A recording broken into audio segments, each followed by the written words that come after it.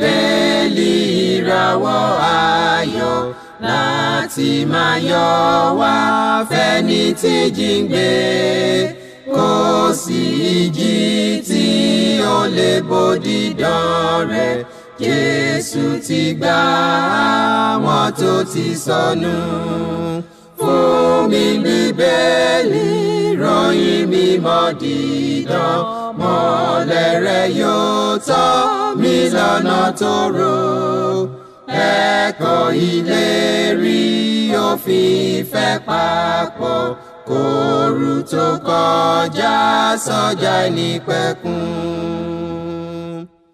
A kí yín káàbọ̀ sí ètò yín, ètò wa Jeki Bibeli Soro, ètò tí ìjọ Kristi ní Ondo àti ìjọ Kristi níbi gbogbo tí wọ́n ń ṣe olùgbọ̀wọ́ rẹ̀. Orúkọ tèmi ni Fasonu Victor, Ajihinrere Kristi. Ẹ jẹ́ kí a gbàdúrà. Ọlọ́run mímọ́, a gbé yín ga torí pé ẹ̀yin ni Ọlọ́run wa. Ògo, ọlá, agbára àti ìyìn forúkọ yín títí láéláé. Ọlọ́run wa, ìjọ nínú àánú àti iná ọlá ńlá yín kẹ́ gbọ́ pé kẹ́ gba yín wa. Olúwa Ọlọ́run wa, lónìí ẹ bá wa sọ̀rọ̀. Ẹ jẹ́ kí ọ̀rọ̀ yín ó yé wa. Ẹ jẹ́ kí ìfẹ́ yín ó di mímọ̀ lọ́kàn wa, kí ẹ sì gbàkóso gbogbo. Ní orúkọ Jésù Kristi Olúwa wa, àmín. A dúpẹ́ lọ́wọ́ Ọlọ́run ẹlẹ́dàá wa fún ìbùkún rẹ̀, àánú rẹ̀ àti ọwọ́ ìfẹ́ rẹ̀ lórí ayé wa. A dúpẹ́ torí pé Ọlọ́run ẹlẹ́dàá wa nìkan náà ló ń tọ́jú wa.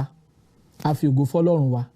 A sì dúpẹ́ lọ́wọ́ àwọn ará ilé bákan náà fún ìtẹ́tísílẹ̀ wọn ní gbogbo ìgbà fún ètò tí a ń ṣe nípa Jeki Bibeli Soro, níbi tí a ti ń tan ìmọ́lẹ̀ ìhìnrere Jésù Kristi àti ọ̀rọ̀ rẹ̀ kálẹ̀ ilẹ̀ gbogbo tí wọ́n ti ń gbọ́ wa, tí wọ́n ti ń wò wá. A fi ògo fún Ọlọ́run wa. A sì dúpẹ́ lọ́wọ́ Ọlọ́run fún ìwàláàyè àwọn ènìyàn wa nílé. Ìbùkún Ọlọ́run yóò máa bá wa gbé, kò ní fi wá sílẹ̀ lórúkọ Jésù. Lónìí, ẹ̀kọ́ tí a fẹ́ gbé yẹ̀wò, gẹ́gẹ́ bí a ti sọ ní ọ̀sẹ̀ tó lọ, à ń kẹ́kọ̀ọ́ nípa báwo la ṣe lè mọ wòlíì èké. Òun la kọ́ lọ́sẹ̀ tó lọ. Lónìí, ohun tá a fẹ́ gbé yẹ̀wò ni báwo la ṣe lè mọ olùkọ́ni èké lónìí. Báwo la ṣe lè mọ olùkọ́ni èké lónìí. A ti sọ ní ọ̀sẹ̀ tó lọ nípa bí a ṣe lè dá wòlíì èké mọ̀. Bíbélì ti fi àkọsílẹ̀ àti ìfihàn ọ̀rọ̀ Ọlọ́run ó fi hàn wá. Lónìí a fẹ́ wò ó bí a ṣe lè mọ olùkọ́ni èké lónìí gẹ́gẹ́ bí àkọsílẹ̀ tí Bíbélì ti fi hàn wá nínú ọ̀rọ̀ Ọlọ́run. Ọlọ́run fẹ́ kí a mọ̀ pé Jésù Kristi Olúwa wa, òun ni olùkọ́ àkọ́kọ́ tó kọ́kọ́ kọ́ wa nípa ìgbàgbọ́ nínú rẹ̀ tàbí ìgbàgbọ́ Kristi. Ó lẹ́nu àkọ́kọ́ tó kọ́kọ́ wa. Ẹsẹ̀ Bíbélì ló fi ẹsẹ̀ wa múlẹ̀ fún eléyìí. Nígbà tá a kíyèsí ìwé Hébérù orí ìkejì, nígbà tá a wo ẹsẹ̀ kẹta, kí ni Bíbélì sọ fún wa?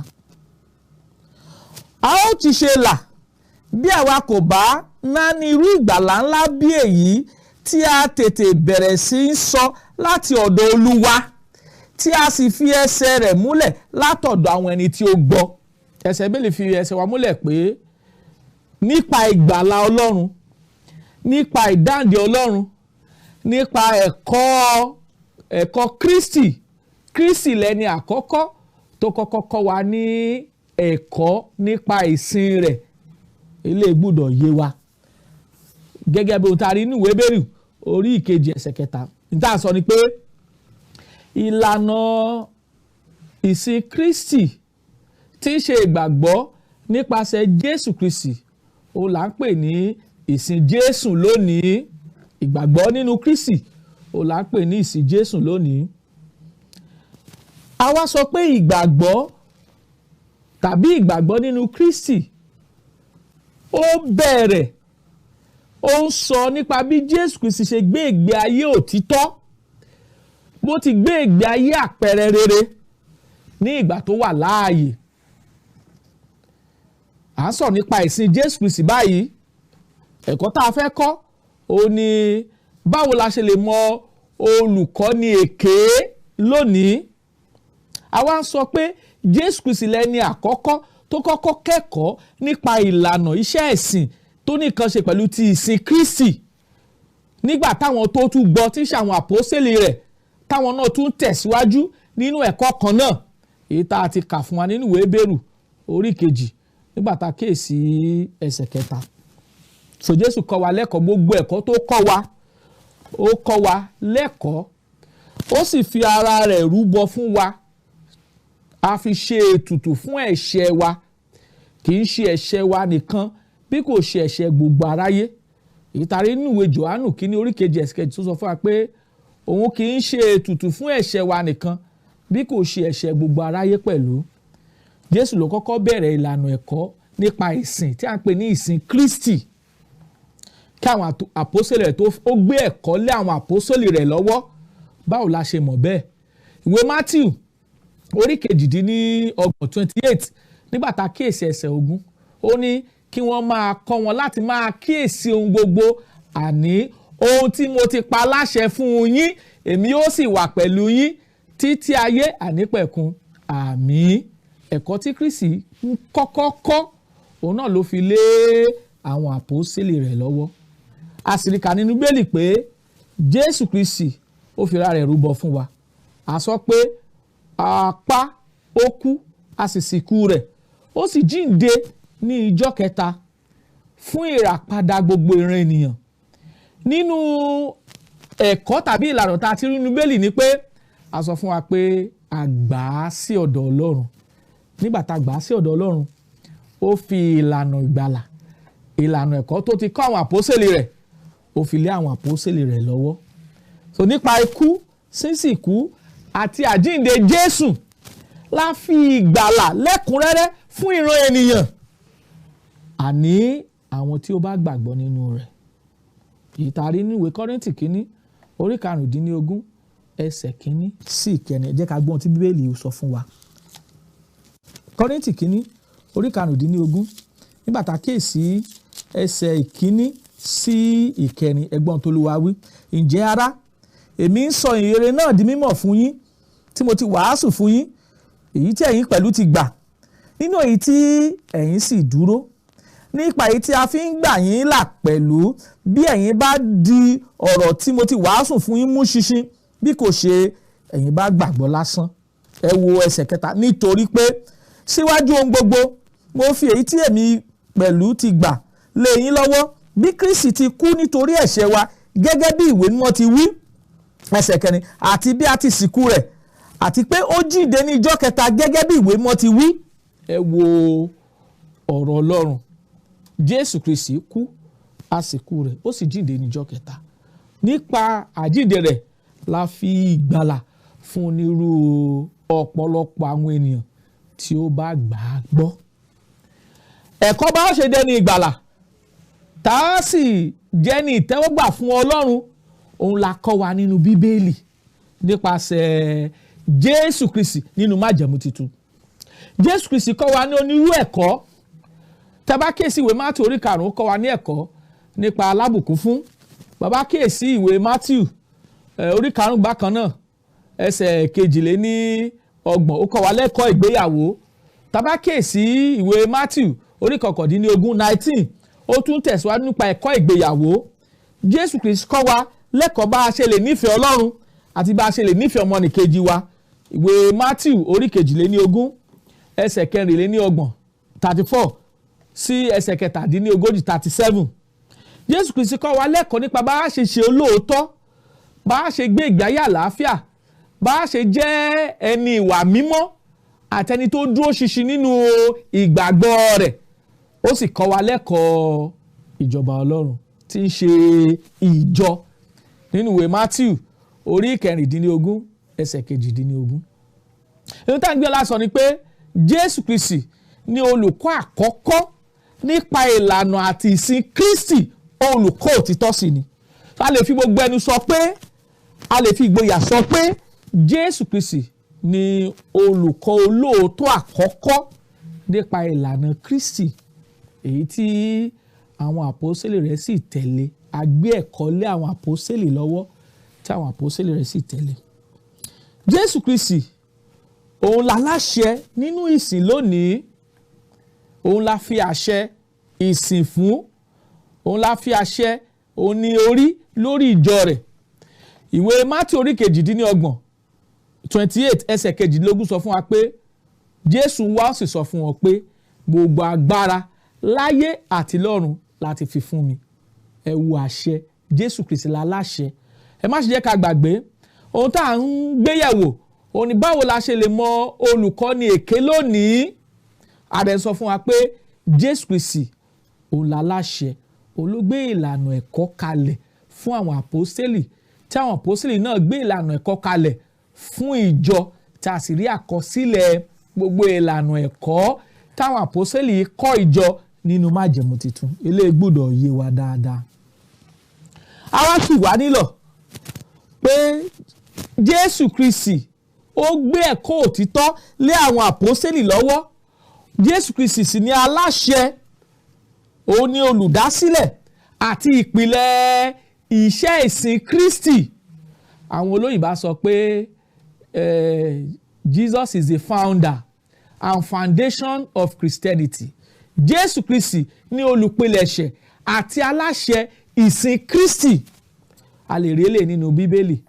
Níwèé Kọ́ríńtì kìíní orí 3 ẹsẹ̀ 11 sọ fún wa níbẹ̀ pé kò sí ìpìlẹ̀ mìíràn tẹ́nikẹ́ni lè fi lélẹ̀ ju èyí tá a ti fi lélẹ̀ lọ, tí í ṣe Jésù Kristi. So Jésù Kristi ní ìpìlẹ̀, òun sì ní ìbẹ̀rẹ̀ pẹ̀pẹ̀ olùdásílẹ̀ iṣẹ́ ìsìn tàbí ẹ̀sìn Kristi. Eléyìí gbọ́dọ̀ yé wa.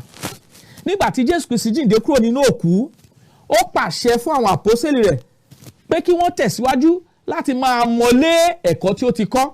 Tẹ́ bá kíyèsí ìwé Kọ́ríńtì kìíní orí 3 yẹn dáadáa, tẹ́ bá kà á sísàlẹ̀, Ọlọ́run ní ìpìlẹ̀ mìíràn lẹ́nikẹ́ni kò lè fi lélẹ̀ ju tí a ti fi lélẹ̀ lọ, tí í ṣe Jésù Kristi. Olúkúlùkù gbọ́dọ̀ kíyèsára ìpìlẹ̀ tó gbọ́dọ̀ mọ̀lé ìpìlẹ̀ náà tí a ti fi lélẹ̀, tí í ṣe Jésù Kristi. So nígbà tí Jésù Kristi tí ó kú tó jíǹde tó sì padà sí ọ̀dọ̀ Ọlọ́run, ó fi àṣẹ fún àwọn àpọ́sítélì pé kán máa mọ̀lé ìpìlẹ̀ ẹ̀kọ́ tó ti gbé kalẹ̀. A dẹ̀ wá rí pé àwọn àpọ́sítélì pàápàá gbogbo ẹ̀kọ́ tí Jésù Kristi gbélé wọn lọ́wọ́, òun ni wọ́n ń ṣe kíni, òun ni wọ́n ń tẹ̀lé gẹ́gẹ́ bí àṣẹ tó fi lọ́lẹ̀ fún wọn nínú ìwé Matthew orí 28 ẹsẹ̀ 18 tó sọ fún wa pé kí ẹ máa kọ́ wọn láti kíyèsí ohun gbogbo tí mo pa láṣẹ fún yín, èmi ó sì wà pẹ̀lú yín títí òpin ayé pẹ̀lú. Àmín.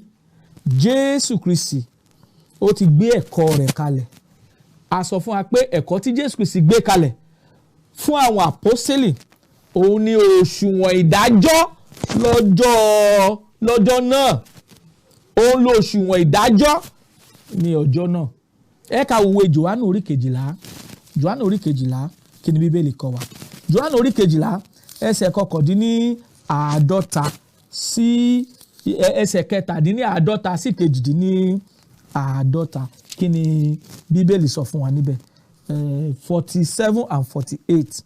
Ó ní bí ẹnikẹ́ni bá sì gba ọ̀rọ̀ mi tí kò sì pa wọ́n mọ́, èmi kì yóò ṣe ìdájọ́ rẹ̀, nítorí tí èmi kò wá láti ṣe ìdájọ́ ayé bí kò ṣe láti gba aráyé là. Ẹni tí ó bá kọ̀ mí tí kò sì gba ọ̀rọ̀ mi, òun ní ẹnìkan tí ń ṣe ìdájọ́ rẹ̀.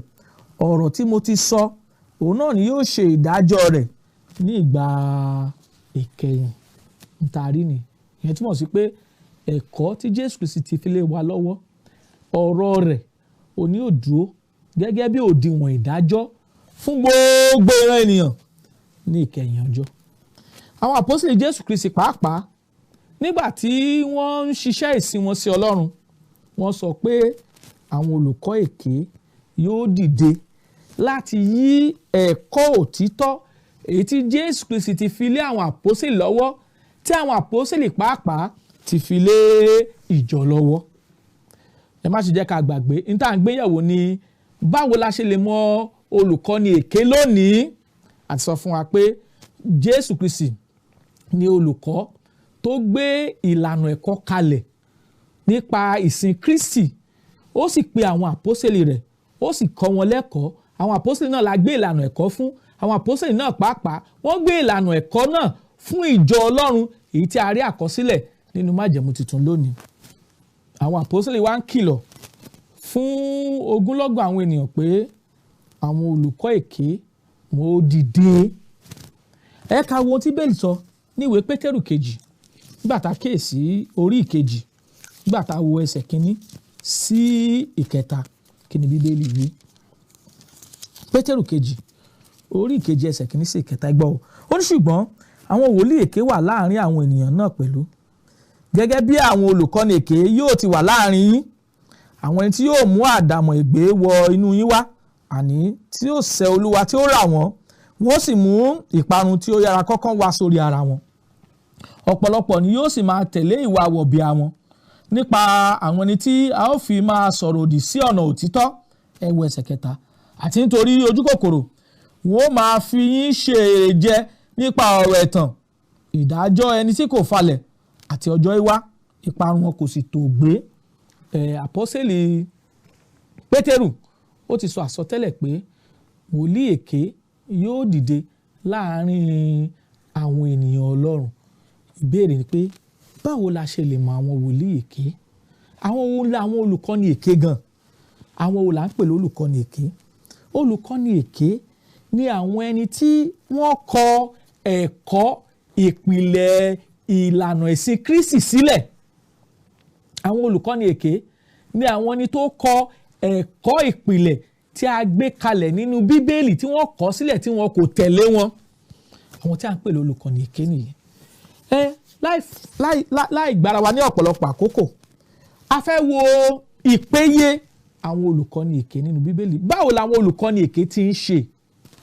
Àkọ́kọ́ ó ní pé Bíbélì sọ fún wa nínú ìwé Róòmù orí 16 ẹsẹ̀ 17 sí 18 pé àwọn olùkọ́ni èké wọn kò sin Ọlọ́run, ara wọn ni wọ́n ń sìn. Ẹ ká gbọ́n tí Bíbélì sọ.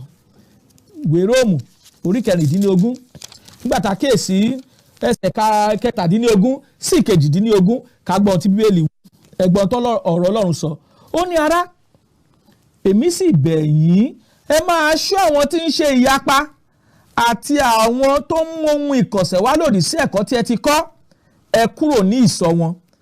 Nítorí àwọn tó rí bẹ́ẹ̀ kò sí Jésù Kristi Olúwa wa, bí kò ṣe ikùn ara wọn. Ọ̀rọ̀ rere àti ọ̀rọ̀ dídùn dídùn ni wọ́n fi ń pa àwọn tí kò mọ̀ méjì ní ọkàn dà. Báwo la ṣe lè mọ àwọn olùkọ́ni èké? Ìpéye àwọn olùkọ́ni èké ni pé wọn kò sin Jésù Kristi bí kò ṣe ikùn ara wọn. A ti fi ẹsẹ̀ lé ìmúlẹ̀ nínú ẹsẹ̀ ọ̀rọ̀ Ọlọ́run ní ìwé Róòmù orí 16 ẹsẹ̀ 18. Nítorí àwọn tí ó rí bẹ́ẹ̀ wọn kò sin Jésù Kristi Olúwa wa bí kò ṣe ikùn ara wọn. Ọ̀rọ̀ rere àti ọ̀rọ̀ dídùn dídùn ni wọ́n fi ń pa àwọn tí kò mọ̀ méjì ní ọkàn dà. Àwọn ìpéye àkọ́kọ́ ni tá a fi mọ olùkọ́ni èké. Ìpéye kejì tá a fi mọ olùkọ́ni èké ó ní pé wọ́n àgbéraga. Wọ́n á máa sọ̀rọ̀ ìgbéraga. Wọn ò fẹ́ sí lábẹ́ ìlànà àti ẹ̀kọ́ Jésù Kristi. Ẹ lè wo Pétérù kejì orí kejì tí a bá kíyèsí ẹsẹ̀ 12 sí 19 ẹsẹ̀ Bíbélì tó gùn ni. Ẹ lè kà á. Àwọn tó jẹ́ olùkọ́ni èké, ìpéye wọn ni pé wọ́n jẹ́ ẹni tó gbéraga. Wọn ò fẹ́ tẹríba fún òfin àti ìlànà Ọlọ́run tí a kọ sílẹ̀ fún wa nínú Bíbélì. Ìkẹta, olùkọ́ni èké, ọ̀kan lára ìpéye wọn ni pé wọn ò nífẹ̀ẹ́ òtítọ́. Wọn ò nífẹ̀ẹ́ òtítọ́. Àwọn olóyìnbó sọ pé they do not love the truth. Wọn ò nífẹ̀ẹ́ òtítọ́. Kí ni Bíbélì sọ? Tẹsalóníkà kejì orí ìkejì nígbà tá a kíyèsí ẹsẹ̀ 10 sí 12 kí l'Olúwa wí. Tẹsalóníkà kejì orí ìkejì nígbà tá a kíyèsí ẹsẹ̀ 10 sí 12 kí l'Olúwa wí, kí l'Olúwa sọ fún wa nínú ẹsẹ̀ Bíbélì. Tẹsalóníkà kejì orí ìkejì ẹsẹ̀ 10 sí 12. Àti pẹ̀lú ìtọ̀jẹ àìṣòdodo gbogbo fún àwọn tí ń ṣègbé nítorí tí wọn kò gba ìfẹ́ òtítọ́ tí a bá fi gbà wọ́n là.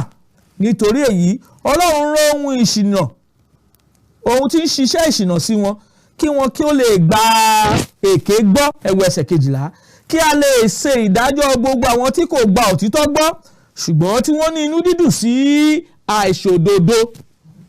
A ti sọ ìpele kẹta, èyí tí àwọn tí ń kọ́ ẹ̀kọ́ èké, olùkọ́ èké, ìpele tí wọ́n ní. Ìpele àkọ́kọ́ ni pé ikùn ara wọn ni wọ́n nífẹ̀ẹ́, wọn nífẹ̀ẹ́ Ọlọ́run. Èkejì, wọ́n gbéraga. Ìkẹta, wọn ò nífẹ̀ẹ́ òtítọ́ Jésù Kristi Olúwa wa, àti wo ẹsẹ̀ Bíbélì tó sọ bẹ́ẹ̀. Ìkẹrin, wọn ò ní òye ẹ̀kọ́ òtítọ́.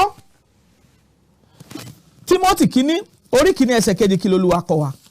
Tímótì kínní orí kínní ẹsẹ̀ 2 kí l'Olúwa kọ́ wa. Tímótì kínní orí kínní ẹsẹ̀ 2 kí l'Olúwa wí. Wọ́n fẹ́ ṣe olùkọ́ òfin, òye ohun tí wọ́n wí kò yé wọn, tàbí ohun tí wọ́n ń tẹnu mọ́. A sọ̀rọ̀ níbí ìpéye àwọn olùkọ́ èké. Ìkẹrin nínú rẹ̀ ni pé ohun tí wọ́n ń sọ kò yé wọn, wọn ò ní òye òtítọ́. Ìpéye kẹrin nìyí. Ìpéye karùn-ún ni pé àwọn tá a fi mọ olùkọ́ èké ni pé wọ́n ń kẹ́kọ̀ọ́ èké. Wọ́n ń kẹ́kọ̀ọ́ èké. Tímótì kínní orí 4 nígbà tá a kíyèsí ẹsẹ̀ 1 sí 4 kágbọ́n tó Olúwa wí. Ṣùgbọ́n ẹ̀mí tẹnumọ́ pé ní ìgbà ìkẹyìn àwọn mìíràn yóò kúrò nínú ìgbàgbọ́, wọ́n máa fiyèsí àwọn ẹ̀mí tí ń tọ́ni jẹ àti ẹ̀kọ́ àwọn ẹ̀mí èṣù. Ẹsẹ̀ 2, nípa àgàbàgebè àwọn tí ń ṣèké, àwọn tí ọkàn wọn tìkálára wọn dàbí èyí tí a fi rí gbígbóná jó. Ẹsẹ̀ 3, àwọn tí ń dánilẹ́kun láti gbéyàwó, tí wọ́n sì ń pàṣẹ láti ka èèwọ̀ oúnjẹ tí Ọlọ́run ti dá fún ìtẹ́wọ́gbà pẹ̀lú ọpẹ́ àwọn onígbàgbọ́ àtàwọn tó mọ òtítọ́. Ẹsẹ̀ 4, nítorí gbogbo ohun tí Ọlọ́run dá ni ó dára, kò sì sí ọ̀kan tí ó yẹ kí a kọ̀ bí a bá fi ọpẹ́ gbà á. So ìkarùn-ún ni pé ìpéye olùkọ́ èké ni pé wọn ò kẹ́kọ̀ọ́ òtítọ́, wọ́n ń kẹ́kọ̀ọ́ èké. Àti rí àpẹẹrẹ ní Tímótì kínní orí 4 ẹsẹ̀ 1 sí 4. Ìkẹfà, wọ́n ń kọ́ ìyèrè mìíràn, èyí tí ìwé Gàlátíà orí 1 pàtàkì ẹsẹ̀ 6 sí 9 kọ́ wa. Paul sọ fún ìjọ tó wà ní Gàlátíà pé tó bá jẹ́ pé èmi ni tàbí áńgẹ́lì kan ní ọ̀run tó wá kọ́ yín ní ìyèrè mìíràn yàtọ̀ sí tí a ti kọ́ yín, jẹ́ kí ẹni bẹ́ẹ̀ kó di ẹni ìfibú. A sọ̀rọ̀ yìí lẹ́ẹ̀mejì ní ẹsẹ̀ 8 àti ẹsẹ̀ 9. Àwọn tí ìpéye olùkọ́ni èké wọ́n ń kọ́ ìyèrè mìíràn, ìyèrè tá ò rí ìfẹsẹ̀múlẹ̀ rẹ̀ nínú Bíbélì ni wọ́n ń kọ́. Ìkeje, wọ́n ré kọjá òtítọ́ tí a ti fi hàn wá nínú Bíbélì. Jòhánù 2 ẹsẹ̀ 9 sọ fún wa pé ẹnikẹ́ni tó bá rú òfin, ẹnikẹ́ni tó bá ré kọjá tí kò sì dúró nínú ẹ̀kọ́ Kristi kò ṣe kí ni? Kò gba Ọlọ́run. Ìwé Pétérù kínní orí 4 ẹsẹ̀ 11 ló sọ fún wa pé tẹ́nikẹ́ni bá ń sọ̀rọ̀ kó máa sọ gẹ́gẹ́ bí ọ̀rọ̀ Ọlọ́run. Tẹ́nikẹ́ni bá ń ṣiṣẹ́ ìránṣẹ́ kó ṣe gẹ́gẹ́ bí agbára tá a fi fún ká lè máa yan Ọlọ́run lógo, ẹni tí ògo ọlá àti agbára wà fún láé àti láéláé. Àmín. Èyí tá à ń sọ ni pé bí ènìyàn bá kọ́ ẹ̀kọ́ mìíràn tàbí tó ré kọjá ẹ̀kọ́ t'Olúwa wa gbé kalẹ̀, bẹ́ẹ̀ ni ọ̀rọ̀ Ọlọ́run wa gbọ́dọ̀ jẹ́ bẹ́ẹ̀ ni tá a bá fẹ́ dúró gẹ́gẹ́ bí olùkọ́ òtítọ́. Dúró gbọ́dọ̀ jẹ́ dúró fún ẹlẹ́kọ̀ọ́ òtítọ́. Kúrò ó gbọ́dọ̀ jẹ́ kúrò fún àwọn tó ṣetán láti kọ́ ẹ̀kọ́ òtítọ́. Dákẹ́ gbọ́dọ̀ jẹ́ dákẹ́ fún àwọn tó fẹ́ dúró láti kẹ́kọ̀ọ́ òtítọ́. Tá a bá ti ré kọjá ọ̀rọ̀ mímọ́ Olúwa àti ní ìpéye olùkọ́ni èké. Ẹ ká wá wo àwọn àpẹẹrẹ èyí tá a lè rí nínú Bíbélì tá a fi hàn pé olùkọ́ èké ni àwọn wọ̀nyí nínú ìlànà ìsìn Jésù Kristi. A ti sọ fún wa ṣáájú pé ìlànà ẹ̀kọ́ tá a rí nínú Bíbélì, Jésù Kristi lẹ́ni àkọ́kọ́ tó kọ́kọ́ kọ́ wa nípa ìlànà ìsìn Jésù. Ó sì fi ìlànà ìsìn náà lé àwọn àpọ́sítélì rẹ̀ lọ́wọ́. Àwọn àpọ́sítélì pàápàá wọ́n fi ìlànà ìsìn yìí wọ́n fi lé àwọn kírísítẹ́nì lọ́wọ́ tá a wá rí májẹ̀mú tuntun lónìí. ẹ ká wá wo àpẹẹrẹ kan. Àkọ́kọ́ ni pé Jésù kọ́ wa pé òun ni Ọlọ́run àti olùgbàlà gbogbo aráyé àtàwọn ẹlẹ́ṣẹ̀. Àrí ilé nínú ìwé Lúùkù orí 19 ẹsẹ̀ 10, àdẹ̀túrí nínú ìwé Mátíù orí 20 ẹsẹ̀ 28, àti ìwé Éfésù orí 5 ẹsẹ̀ 23. Òun la fi ṣe ètùtù fún ẹ̀ṣẹ̀ wa, kì í ṣe ẹ̀ṣẹ̀ wa nìkan bí kò ṣe ẹ̀ṣẹ̀ gbogbo aráyé. Jésù tún kọ́ wa àtúrí ní Bíbélì pé bí ẹnikẹ́ni bá fẹ́ ìgbàlà Ọlọ́run, ó gbọ́dọ̀ tẹríba fún ètò tí Olúwa gbé kalẹ̀ nípa pé ohun tá a gbọ́dọ̀ ṣe láti fi di ẹni ìgbàlà. Jésù sọ ní ìwé Máàkù orí 16 ẹsẹ̀ 14 sọ pé ẹnikẹ́ni tí ó bá gbàgbọ́ tí a sì baptisi rẹ̀, òun ni yóò là, ẹni tí kò bá gbàgbọ́ yóò jẹ̀bi.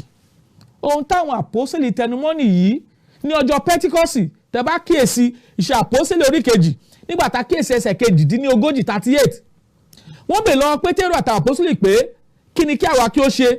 Pétérù dá wọn lóhùn, ẹ ronúkúwàdà kí a sì baptisi olúkúlùkù yín ní orúkọ Jésù Kristi fún ìmúkúrò ẹ̀ṣẹ̀ yín, ẹ̀yin ó sì gba ẹ̀bùn ẹ̀mí mímọ́. Ohun tí Jésù ń kọ́ wọ ní ìwé Máàkù orí 16 ẹsẹ̀ 14 ló sọ pé ẹnikẹ́ni tó bá gbàgbọ́ tí a sì baptisi rẹ̀, òun ni yóò là, ẹni tí kò bá gbàgbọ́ yóò jẹ̀bi. Ọ̀rọ̀ kan náà làwọn àpọ́sítélì tẹnumọ́ lọ́jọ́ Pentikọ́sì nígbà tá a béèrè lọ́wọ́ wọn pé kí ni wọ́n lè ṣe, kí ni kí àwọn èèyàn kí ó ṣe kó tó lè dẹni ìgbàlà.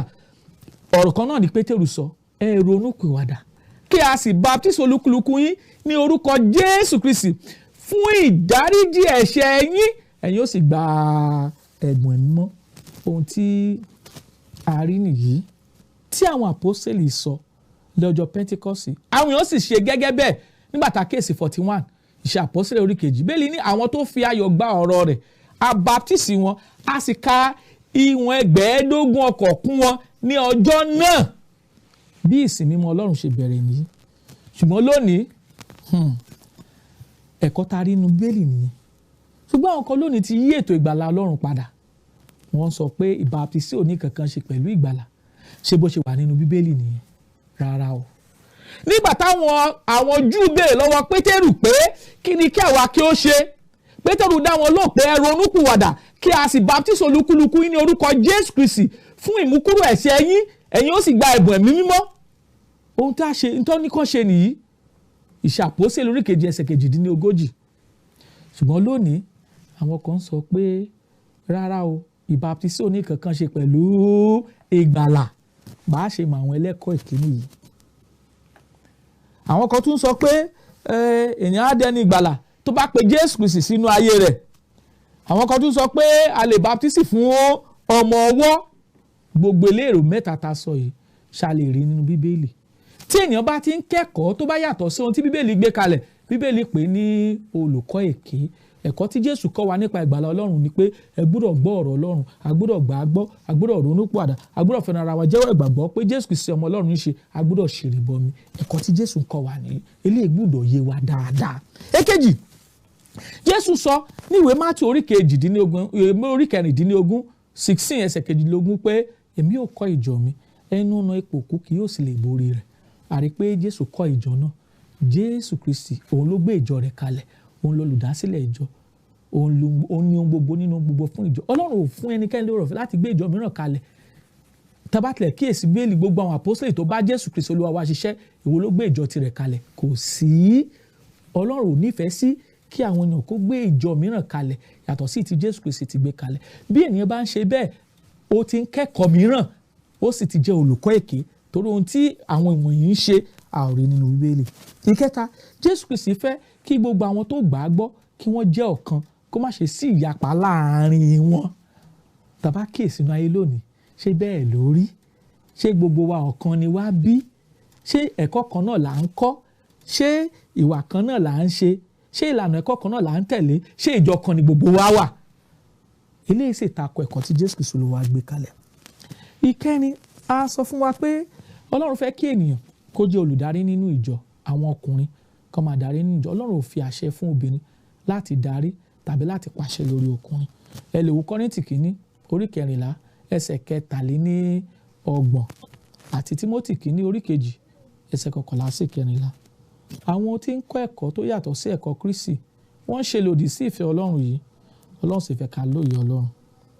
Ẹ̀kọ́ Jésù Kristi àti tàwọn àpọ́sítélì rẹ̀ jẹ́ òtítọ́ tọ́lọ́run ti gbé kalẹ̀ fún gbogbo ìran ènìyàn. Ọlọ́run fẹ́ kí a gbọ́ ohun tí ìfẹ́ Ọlọ́run já sí o. Àdúrà wa sí Ọlọ́run pé Olúwa yóò ràn wá lọ́wọ́, yóò sì fìfẹ́ rìn fún wa lórúkọ Jésù. Tí ẹ bá tún fẹ́ pè wá, tẹ bá fẹ́ béèrè ohunkóhun, àwọn nọ́mbà tẹ́ ó pè wá sí nìyí. Àdúrà wa sí Ọlọ́run ni pé Ọlọ́run á fi òtítọ́ yé wa o, á dẹ̀ kọ́ wa mọ̀ ọ́n ṣe. Fún ẹ̀bẹ̀ àdúrà àti ìtẹ̀síwájú nínú ẹ̀kọ́ Bíbélì, ẹ lè pè nọ́mbà 08057444902 tàbí 08065717023. Àtúntò pé 08057444902 tàbí 08065717023. Àlàáfíà Ọlọ́run yóò máa bá wa gbé lórúkọ Jésù. Àmín. Fún mi ní Bíbélì ìràwọ̀ ayọ̀ láti máa yọ wá fẹ́ni tí jíǹgbé. Kò sí ìjì tí ó lè bòdì dán rẹ̀. Jésù ti gbà àwọn tó ti sọnù. Fún mi Bíbélì ìròyìn mímọ́ dídán. Mọ́lẹ̀ rẹ̀ yóò tọ́ mi lọ́nà tòrò. Ẹ̀kọ́ ìlérí òfin ìfẹ́ papọ̀. Kóru tó kọjá sọ́jà ìnípẹ̀kun.